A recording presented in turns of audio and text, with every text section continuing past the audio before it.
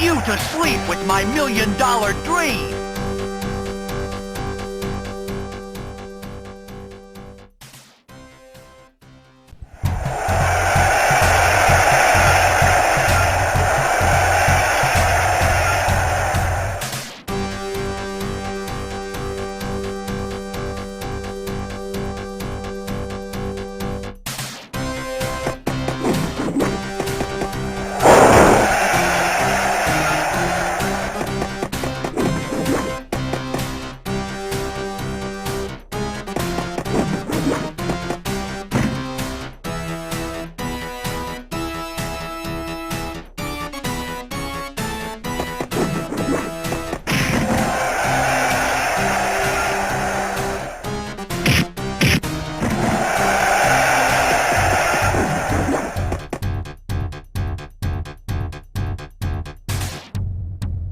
No one can beat $1,000,000.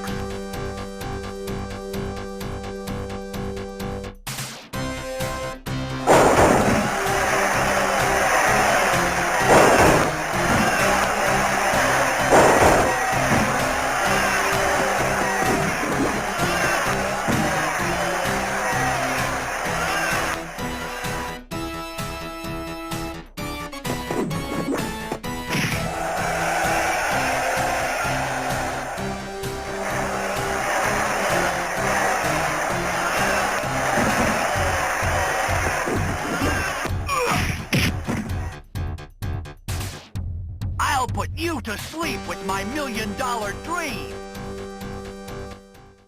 And welcome back to a Retro Wrestling Game Presents. I'm your host, Alex G. And with me is my longtime tag team partner, Matt Riley. How you doing tonight, Matt? Super. Superstar, perhaps. Yes. Today's episode, we're going to be taking a look at WWF Superstars, released by Techno's Japan in May of 1989. It is the first WWF arcade game, and it's a great one, folks. I do enjoy this game more than the NES WWF WrestleMania, which was a pretty crappy game. And its sequel, WWF WrestleFest in 91, is a superior game to this one, but this one is also very excellent as well.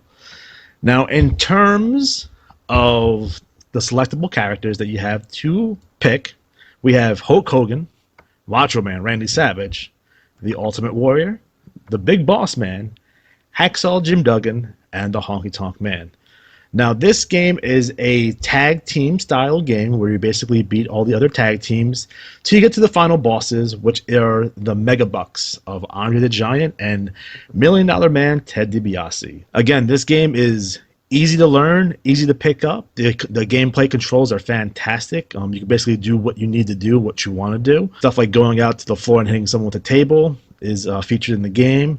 Going up to the top, pinfalls are easy. And it actually features the ring cart that they had at WrestleMania 3 and WrestleMania 6, which is a nice touch for this game. So although this game came out of May 1989, reflects the times of about summer of 88. You know, obviously you have your Andre the Giant and your Ted DiBiase as the Mega Bucks, and Hogan and Savage and their, technically the Mega Powers. The one thing I find interesting about this game, though, is that it's focused on tag team wrestling, but there's no legitimate tag teams in the game. You have Hogan and Savage, which are the Mega Powers, which I believe probably most people used at the time. But there's no Hart Foundation, there's no British Bulldogs, there's no Demolition, who were the tag team champions at the time. So kind of odd to see a game that's focused on tag team wrestling not have legitimate tag teams. So Matt, did you ever play this game in the arcade back in the day? Oh, I did. Yes, it was a quarter killer. Oh, definitely. I remember that too, thinking like there's no tag teams in it. It's all just like random stars, in which you can kind of understand in some ways because the tag teams weren't the big stars, if you will. It was always, Hogan and Savage and Honky Tonk. But I really liked the mix they gave you to work with. And it's cool. One of the special features that some of the wrestlers, like Randy Savage and Honky Tonk Man, and I believe Jim Duggan, they changed the color on their tights. So Duggan goes from black to blue. I think Savage has a couple different colors, and Honky has a couple different colors as well.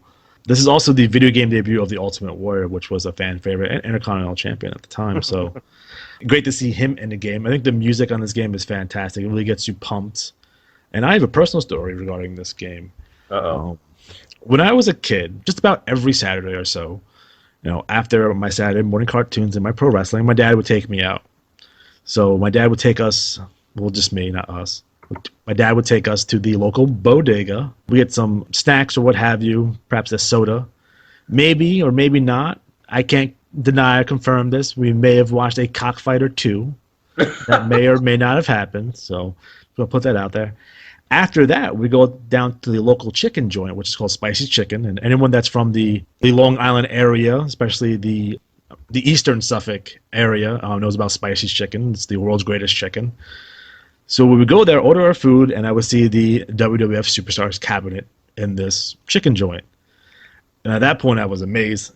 Sunk at least $5 worth of quarters in it and had so much fun playing it. And it's one of those memories of me and my dad that I have, basically having a good time. And it's something that really always kind of sticks out for me. So since this game kind of takes place as the lead up to SummerSlam 88, which the main event, for those of you who don't know, was the Mega Powers, the tag team of Macho Man Randy Savage and Hulk Hogan, facing the Mega Bucks of Andre the Giant and Ted DiBiase. So, Matt, what's your memories of this build-up? Well, that was, of course, Hogan and Savage. WrestleMania 4 was the team-up and the formation. And it's fun. I still have friends to this day that when we see each other, we do the Mega Powers handshake. As do I as well. It's fantastic. Which is the slow-mo, hand up, fingers twiddling before you interlock, then secure, and give that vicious look into each other's eyes. It's one of those things you think back, wow, it was fun. But the Mega Powers are one of those things. There was, like the Dusty Nikita thing. It was taking two rivals, putting them together for a common cause. Then you had, Andre the Giant with the $1 Million Man DiBiase behind him or footing the bill. It was one of those things where you had sort of a connect the dots moment with the storylines where Savage becomes champion. Then you have $1 Million Man DiBiase, and it was a good way to do it. I liked it. And the game was fun because it kind of captured that time and era. Definitely. And it's the greatest thing about the Macho Man Randy Savage feud and the Hulk Hogan feud. Well, the Hulk Hogan and Macho Man Randy Savage feud is that it had chapters like a book. There was definitely starting and stopping points. And, if you came in right in the middle, you would definitely understand it. So basically how this started was Ted DiBiase had debuted with a series of vignettes making people embarrass themselves for money. So you had the instance where the little boy is, bouncing the basketballs. If you can make it to 50, I'll give you $100. Yep. And the kid gets 49 and he kicks the ball away. Or you have the kid doing if you do 20 push-ups, I'll give you $100. And he gets to 19 and he kicks the arm of the kid and he falls and he doesn't win the money. So they started up with that angle. I know Hogan and DiBiase had a couple of matches. After Ted DiBiase was not successful, he tries to buy the WWF Championship. And then Hulk Hogan cuts his promo with the famous "Hell no," which is fantastic. If you guys check that out on YouTube, I think that's one of the loudest reactions that Hulk Hogan ever receives. So they go into the main event, which is the name of the Saturday. It wasn't Saturday night's main event. It was the main event because it was on prime time. And the main event of that show was the rematch from WrestleMania 3, Hogan versus Andre. So in this match is when the famous double referee comes into play. So Andre hits Hogan with a suplex. 1, 2. Hogan clearly kicks out, but the referee counts 3 anyway. Yeah. So Andre the Giant is the new WWF Heavyweight Champion, relinquished the title, and gives it to the $1 Million Man. At that point, the second Dave Hebner comes out. Hulk Hogan's very confused. Finally figure out which one was the evil Dave Hebner, picks him up, and throws him over the top rope. Yeah. The funny thing about that is, instead of going he has the evil twin, the storyline's Ted DiBiase paid this guy to get plastic surgery to look like Dave Hebner. Which is funny because if you know anything about plastic surgery, you know how hard that is to do? Yeah. You taking someone's face and making it identical to someone else's face is kind of impossible. Hey, I saw Face Off the movie, man. It's not that hard. After that, they have the tournament where Macho Man goes through and defeats all 4 of his opponents. At the end of the Macho Man $1 Million Man, which was the final, the $1 Million Man has Randy Savage in the $1 Million Dream. Hulk Hogan comes out and smashes Ted DiBiase with the chair in the back. 1, 2, 3. Randy Savage is your new world champion. Now, prior to that, Macho Man had recently turned babyface with a feud with the Honky Tonk Man. He was trying to regain the Intercontinental Championship. So they had this angle where the Hart Foundation, and I believe Danny Davis was there as well. I could be wrong on that. And the Honky Tonk Man had beaten up Randy Savage, and then the Honky Tonk Man's going to hit him with the guitar. So the Hart Foundation has him up. Honky Tonk Man's getting prepared. He shoves Elizabeth down. She famously breaks her strap on her dress. Yes. And then Savage gets destroyed with the guitar. I believe after that, they try to beat him up again, and that's when Elizabeth goes out and gets Hulk. So Hulk comes out and saves the day. They clean house, and the Mega Powers are born. After that, they go into a series of feuds with Macho had a feud with Bad News Brown. He had a couple of matches with DiBiase. He had a couple of matches with Andre, kind of leading into SummerSlam. Hogan was on hiatus doing the movie, the great movie, Oscar-worthy movie, No Holds Barred. What's that smell? Duke. So, that movie's completely ridiculous. So, in the meantime, Hulk Hogan is feuding with the Big Boss Man. The Big Boss Man had recently come into the company, managed by Slick, and had his tag team partner, which is Akeem, the African Dream, and they were known as the Twin Towers. In between that feud with the Twin Towers, Hulk Hogan and Randy Savage, and Bad News Brown, which Bad News accused Miss Elizabeth of doing favors for then president of the WWF, Jack Tunney, to make sure that Bad News Brown would not get a title match. They did have some matches on some house shows. Never kind of resolved that feud, at least on TV anyway. There wasn't no big match at a pay-per-view. There wasn't a big match on Saturday's Main Event or on primetime. It was one of those feuds that happened in the 80s that kind of just faded away. The Boss Man Hogan feud did have a blow-up. They had that cage match. I don't know if you remember this, Matt, but Hulk Hogan superplexes Big Boss Man off the top of the cage, and that's, it's one hell of a match. Oh, I remember that. Yeah. I believe that's on the Saturday's Main Event as well. So leading into this match, you had your Mega Bucks of Andre the Giant and Ted DiBiase versus the Mega Powers of Hulk Hogan and Randy Savage with the special guest referee, Jesse the Body Ventura. Oh, I forgot that. Yeah. So on a famous episode of the Brother Love Show, Ted DiBiase does give Jesse Ventura a couple of greenbacks to make sure that the match goes his way. Now, up until this point, and after this point as well, Jesse Ventura claimed that he was going to be impartial and call it right down the middle. So the match taking place, which was in, I believe, August of 1988, live from Madison Square Garden. Notable things on that show, I believe it was the last appearance of the British Bulldogs. I could be wrong on that. It was either that or the Survivor Series, but I don't remember offhand. In addition, you had the Ultimate Warrior defeating the Honky Tonk Man for the Intercontinental Championship in about 8 seconds or so.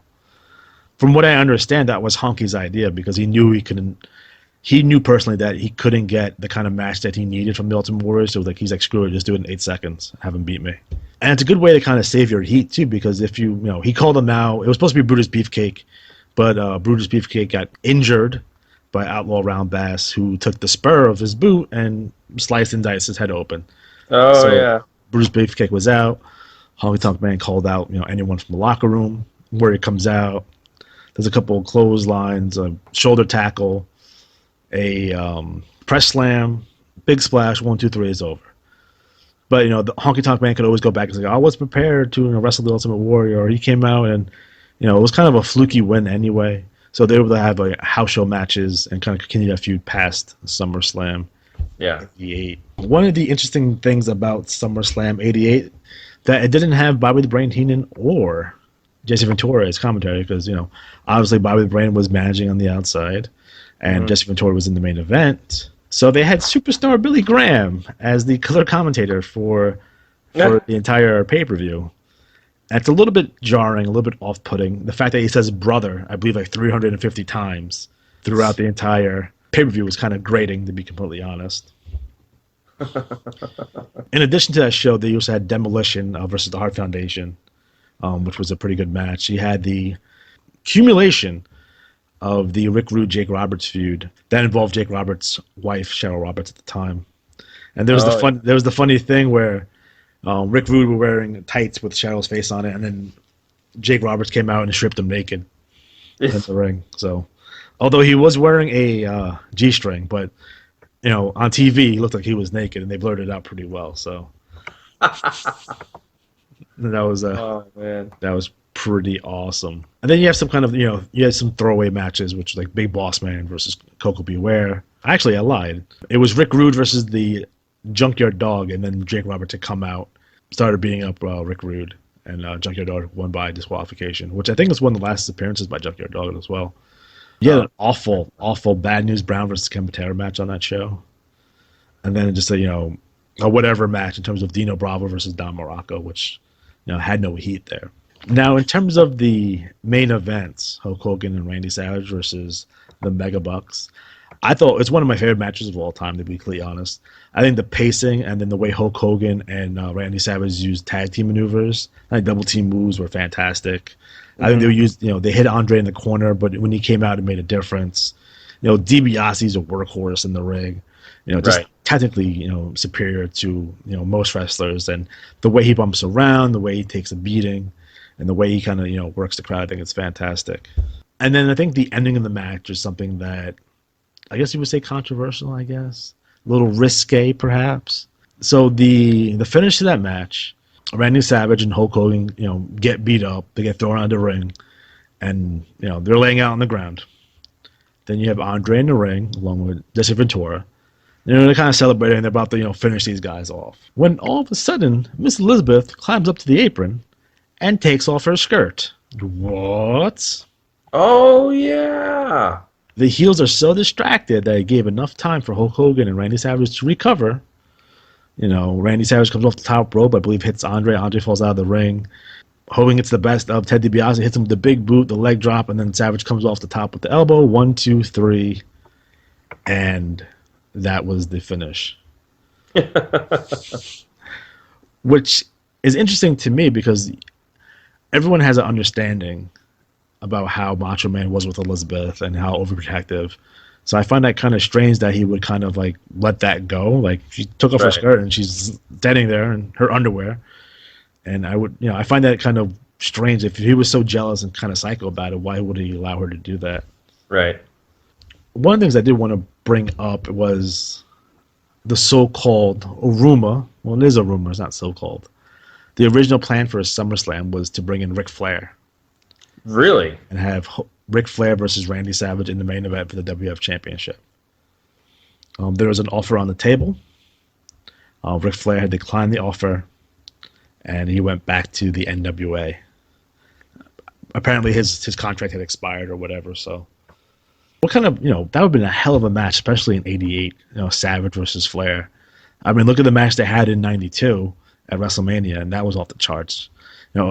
'88, they were still both in their prime, and that would have been fantastic to watch. Oh, yeah. A 45-minute Flair Savage match that went all the way.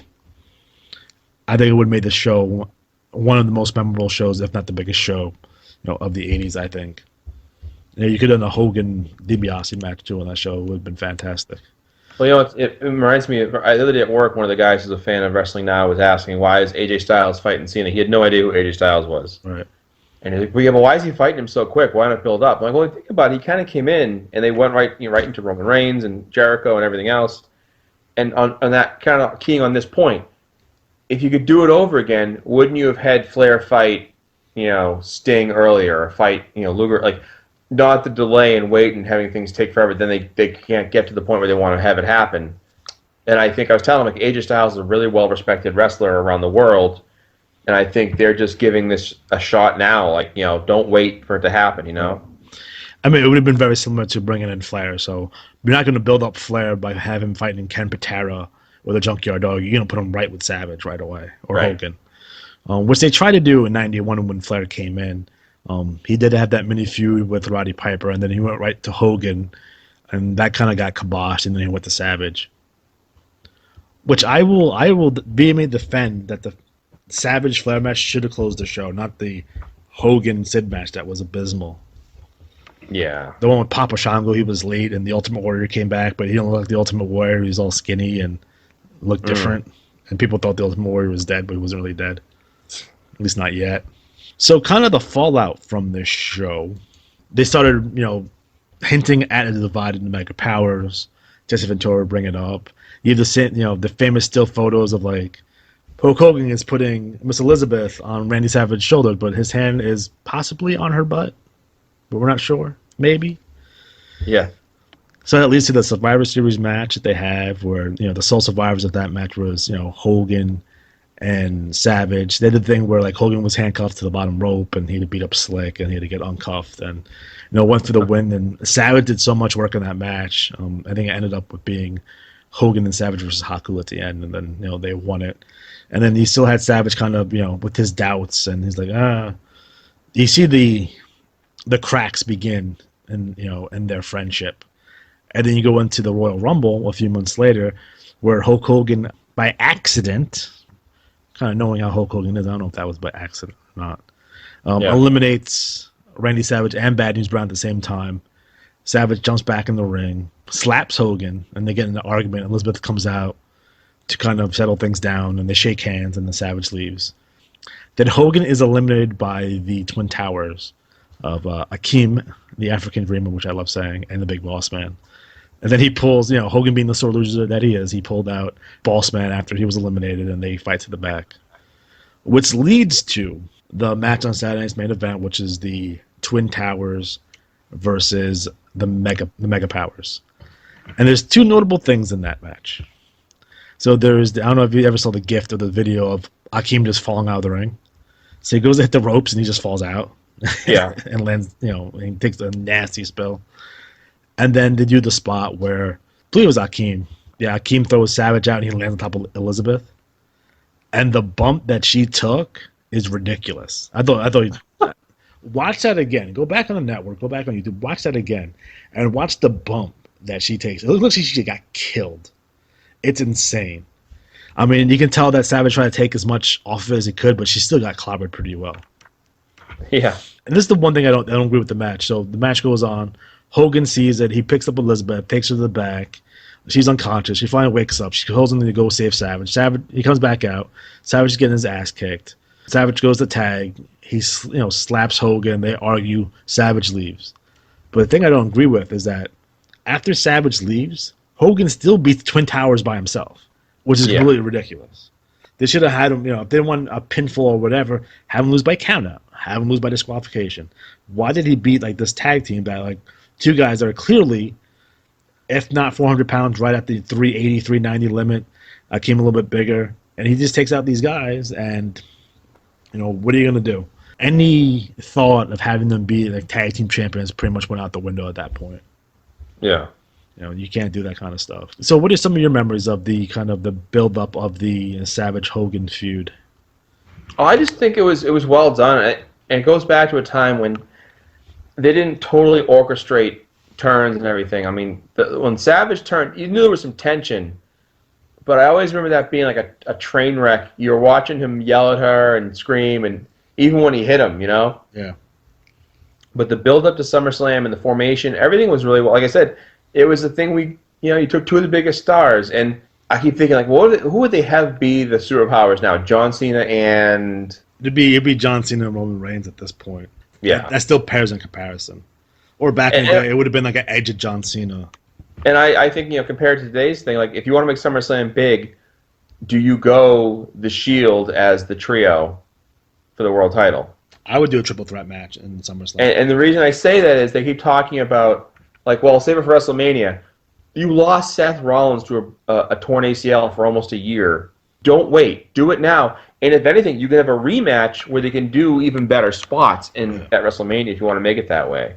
I mean, you can have this progress, but you got to have the story behind it. So you can have a three-way feud, and you can mix up the matches. You can do some tags. You can do a Survivor Series. You can do a three-way a nine-man match, like a three on each side, and have them, fight it out with their teams. There's ways to do it, but you gotta give them the match. You can always have a rematch. Right. And I'm not saying like, oh, you have a pay-per-view and then have the rematch on Raw. I mean, like, have the match, have it be fantastic. Two pay-per-views down the road, have another match, have it be fantastic, and go on from there. So, for example, if someone does get injured, you still have these matches in your back pocket. You're not having those feuds like, oh, we're gonna, the main event's gonna be Reigns and Rollins, and then Reigns gets hers, and then you're gonna have someone else in the main event with Rollins. Right. And that would be completely ridiculous. If you can build it up and have it be that's going to be this year's SummerSlam, people will talk, oh my God, the Shield, all, blah, blah, blah. And, so many directions you can go with it. I just think that the days of waiting till, let's have this be our main event next year. You may not have those people next year. There's so many injuries nowadays. I think it's partly the high-risk style they use. I think there's definitely a correlation. If you look at wrestlers from 20 years ago, they weren't doing these crazy bumps, but they weren't having repeated neck injuries like that. I mean, there's a couple of different things. Number one, they had to work or they weren't getting paid. That's first and foremost. Right. So, they may be injuries, but we would never notice. And I think the style has gone so far, it's very dangerous. And these guys are working, 250, 300 days, a year. And I don't think you can have that Ring of Honor, that indie style, that Japanese strong style. You can't do that 300 days a year. That's just impossible. It's gonna, you only have so many bumps in your bump card, like Rip Rogers says. Right. And once they're out, they're out. So, that's why I get like AJ Styles. I think we mentioned on a previous show that he's been around for a very long time, but he doesn't have the tread and the wear and tear that like a John Cena has, because John Cena for the past, say, 14, 15 years, full bore, 300 days a year, not the times that he had the injuries or whatever. Right. But he doesn't have as much tread as AJ Styles did in TNA, where they wrestled 150 maybe or 100, 200 if he had a good year in the Indies or whatever. But he doesn't have the wear and tear. So anything else you want to bring up about WWF 88, SummerSlam, leading into 89? I think that there was a lot of fun in that show, and I think that they should take a lesson from that of building up multiple storylines, not just to have throwaway matches. Because they had the Rude and Jake the Snake stuff. You had the Warrior and Honky Tonk Man, Demolition and the Hearts. You had that feud with the Bulldogs and the Rougeaus that went to a draw. I mean, no one really cares about the Bad News Brown Pantera match or the Big Boss Man Coco Beware match, but those are just nice to have them on the card. Those are your popcorn matches or what have you, or if you have to go use the bathroom, you go there and those matches, I guess. No disrespect to the wrestlers involved, because I think everyone knows about my affection for Coco Beware. So he's the goddamn Birdman, and he sings Pile Driver, which is like my favorite album of all time. So in terms of this game, again, it has a special place in my heart. I do love this game quite a bit. Again, it's something that you can pick up easily. It's an arcade game, so it's a quarter sucker. We know that there's time limits, but you can always put in a quarter to kind of extend the time limit or get your energy back up. And if you have enough quarters, you can beat the game pretty easily. Since the downfall of arcades, and there's not a whole lot around, minus your Chuck E. Cheese or your Dave and Buster's, which are probably not going to have this game, the best way you can play this game is on emulation. So if you have a MAME on your computer, you can play this game pretty easily. You always hook up a joystick, or if you have an arcade stick that you want to hook up to your computer, you can go right ahead and do that. But guys, this is definitely a game that I would check out if I was you. Look at the characters. It's essentially a time capsule of 1988 WWF, and that's always good to see. So we are out of time. I will see you next time on Retro Wrestling Games Presents. Good night, and